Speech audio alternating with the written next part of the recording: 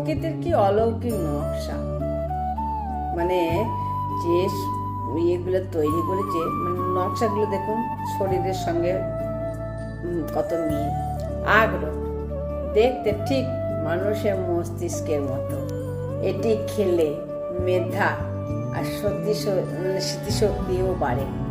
রাজমা, এর আকৃতি হুবহু কিডনির মতো, আর এটি কিডনিকে সুস্থ রাখতে সাহায্য করে রাজমা খেলে। টমেটো কাটলে দেখা যায় এর ভেতরে হৃৎপিণ্ডের প্রকোষ্ঠের মতো। টমেটো রক্ত সঞ্চালন ও হার্ট ভালো রাখে টমেটো খেলে। গাজর গোল করে কাটলে মানে ঠিক মানুষের চোখের মনের মতো দেখায় গাজর গোল করে কাটলে, আর এটি চোখের দৃষ্টিশক্তি ভালো রাখে গাজর খেলে।